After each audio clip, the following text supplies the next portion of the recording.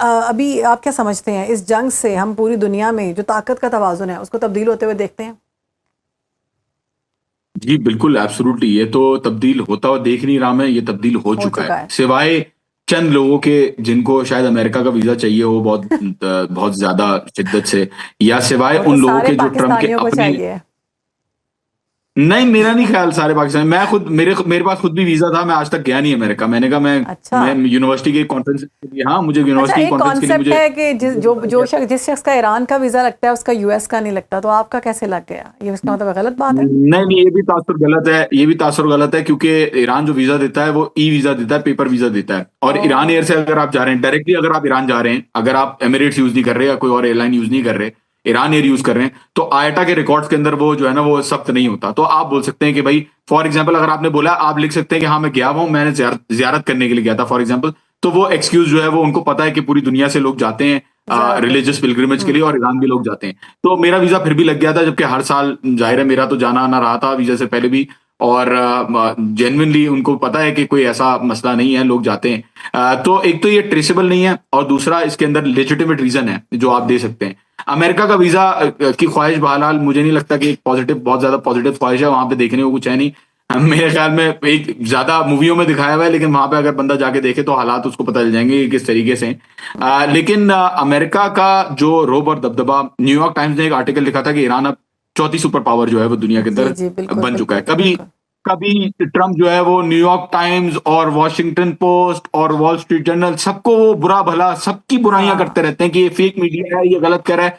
क्यों करते हैं इसकी वजह पता है क्या है? इसकी वजह ये है कि इनका सारा मीडिया कुछ मीडिया आउटलेट्स के बजाय अलावा मतलब फॉक्स न्यूज़ हो गया, न्यूयॉर्क पोस्ट हो गया, ऐसे इन आउटलेट्स के अलावा यूएस के अंदर पूरी आवाम जानती है, पूरा मीडिया जानता है, पूरी दुनिया जानती है कि अमेरिका इस जंग को हार चुका है और इस वजह से वहां पे प्रेशर भी बहुत ज्यादा बिल्ड होना शुरू हो गया है कि भाई एक जंग अगर तुम हार चुके हो तो क्यों दोबारा उस जंग के अंदर जो है वो एस्केलेट करने की कोशिश कर रहे हो चीजें। हुँ। बाद में अमेरिकी मेरे ख्याल में ये मलबा सारा नेतन्याहू और ट्रंप के ऊपर डाल के कहानी आगे भी बढ़ा सकते हैं लेकिन मुझे नहीं लगता कि यूनाइटेड स्टेट्स की अब वो वाली सिक्योरिटी प्रोवाइडर की बात रही।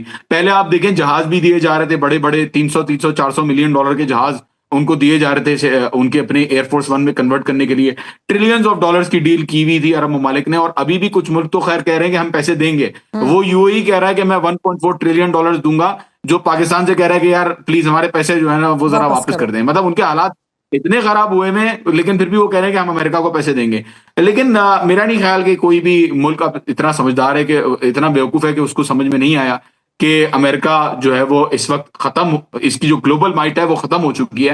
हुँ। तो आई थिंक इसीलिए ट्रम्प का रिएक्शन भी नजर आता रहता है। कभी वो पोप के ऊपर चले जाते हैं मतलब ना सिर्फ ममालिक बल्कि हाँ, बहुत उनके उनके बारे अपने जो में पोप अजीब हैं वो भी बातें कर उनकी रहे हैं। बुराइयां कर रहे होते हैं। हुँ। तो मेरे ख्याल में इसमें तो कोई दो राय नहीं है कि अब यूएस के बजाय जो सिक्योरिटी पैराडाइम बन रहा है पाकिस्तान, ईरान, रशिया, चाइना इनका पैराडाइम हमें ज्यादा सिक्योरिटी जो अलायंस है वो ज्यादा बनती हुई नजर आ रही है। भले ट्रम्प बोले मैंने नेवी खत्म कर दी, मैंने आर्मी खत्म कर दी, मैंने लॉन्चर खत्म कर दी है। भले ट्रम्प बोले बना भी देते हैं कुछ चीजें अपनी तरफ से 8 हुँ। खवातीन बना दी जिनका उन्होंने ना कोई डिटेल दी ना कुछ दिया जो कि वो उन्होंने कहा एआई की कि सारी पहले तस्वीरें कहता था एआई वाली थी। अनकंडीशनल पहले कहते थे अनकंडीशनल सरेंडर से कम मैं कुछ भी नहीं लूंगा। अब हुँ। कह रहे हैं कि जी प्लीज स्ट्रेट ऑफ हॉर्मुज खोल दें, स्ट्रेट ऑफ ईरान खोल दें और जो खवातीन हैं उनको छोड़ दें। अपनी तरफ से एक चीज बनाते हैं, अपनी तरफ से उसको रिजॉल्व करते हैं और एक्सपेक्ट करते हैं कि दुनिया उनकी बात मानेगी। मेरा नहीं ख्याल कोई दुनिया में कोई भी सेन इंसान जो है वो उनकी बातों को सीरियसली ले रहा है अब। तो आई थिंक पूरी ग्लोबल माइट जो है वो खत्म हो चुकी है यूएस की। बिल्कुल ऐसे ही है। अच्छा, अब क्योंकि आप ईरान में रहते हैं तो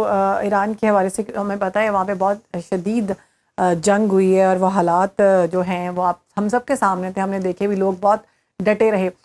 चूँकि हम पाकिस्तान में रहते हैं और पाकिस्तान में अभी अल्लाह का शुक्र है मामलात पुरअमन हैं, लेकिन ज़ाहिर है स्टेट ऑफ हॉर्मुज़ की वजह से हालात जो हैं बहुत ख़राब हैं। गरीब लोग जो हैं बहुत परेशान हैं कि बहुत हर चीज़ महंगी होती है, पेट्रोल महंगा होता है तो उसकी वजह से जितनी ग्रॉसरीज़ है, अशय खुरनोश हैं वो भी साथ महंगी हो जाती हैं। तो हमें ईरान के हवाले से बताइएगा कि ईरान में इस वक्त पेट्रोल के क्या प्राइसेस हैं? अगर आपने हेल्दी लाइफस्टाइल गुजारने हैं तो कितने पैसों में एक आम इंसान अच्छी ज़िंदगी गुजार सकता है? देखें, मुझे बड़ा अफ़सोस होता है कि बिजली के मामलात और इन सारी चीज़ों के मामलात हो रहे हैं पाकिस्तान में।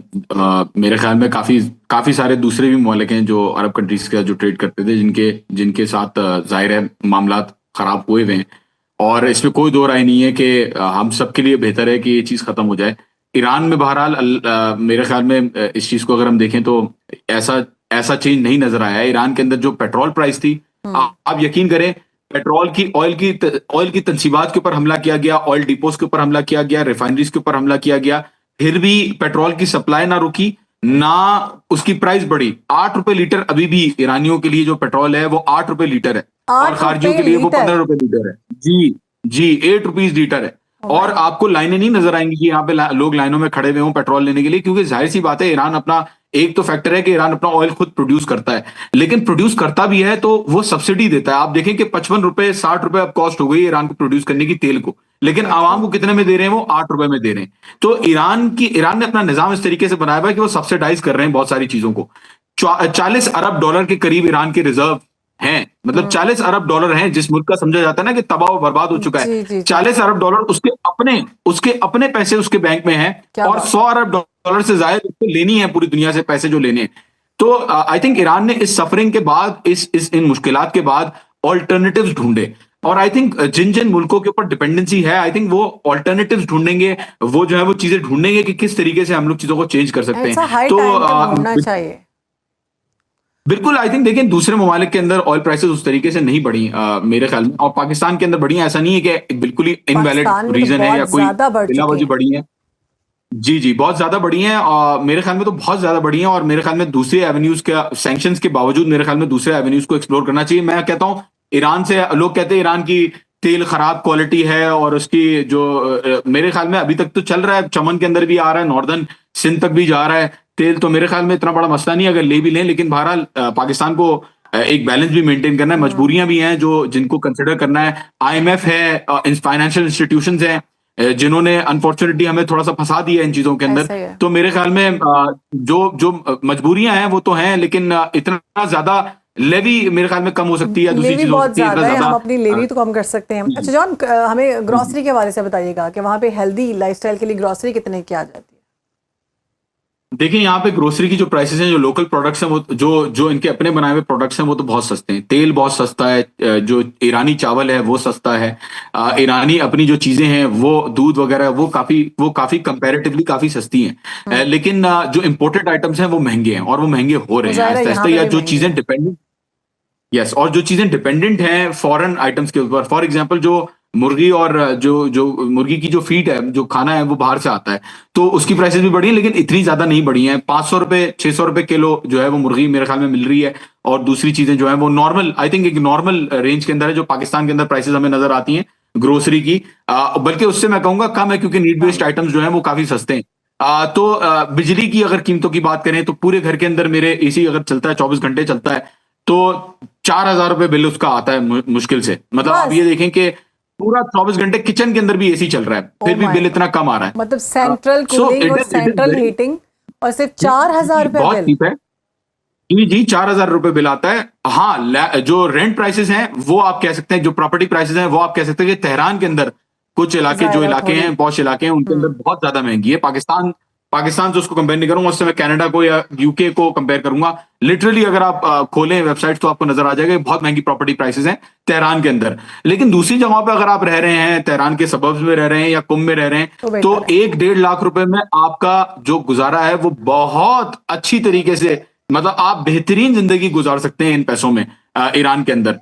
तो आई थिंक बहुत कंपैरेटिवली बहुत कम है ईरान के ऊपर ओवर लाइफस्टाइल, ओवरऑल जो लिविंग स्टैंडर्ड की जो प्राइसेस हैं वो काफी ज्यादा कम है। बेसिक जरूरियात सबसे अच्छी बात यह है कि बहुत ज्यादा सस्ती हैं, और एक आम आदमी जो है वो बेसिक जरूरियात पूरी कर सकता है यहाँ पे रह के। तो आई 40 थिंक बिल्कुल कंपैरिजन नहीं है। ईरान ने बहुत सख्तियां झेली और बहुत उसके बाद बड़ी उन्होंने बात है ये ऑल्टरनेटिव जॉन, बनाए। कि 47+ ईयर्स के बाद, इतनी शदीद सैंक्शंस के बाद अगर वो अपने लोगों को इतनी फैसिलिटीज़ दे रहे हैं, हम चाहेंगे कि देखिए, हमारे मुल्क में भी ऐसा हो, क्योंकि हम देखते हैं कि अगर पाकिस्तान में ऐसा है कि हालात इससे पहले भी ठीक नहीं थे और अब तो ज़्यादा ख़राब हो चुके हैं। अगर कोई शख्स 20,000 रुपये की ग्रॉसरी ले रहा था तो अब उसको 40,000 रुपये की ग्रॉसरी मिल रही है, सेम आइटम्स, और कहा यह जा रहा है कि आने वाले दिन इससे भी ज़्यादा ख़तरनाक होने वाले हैं।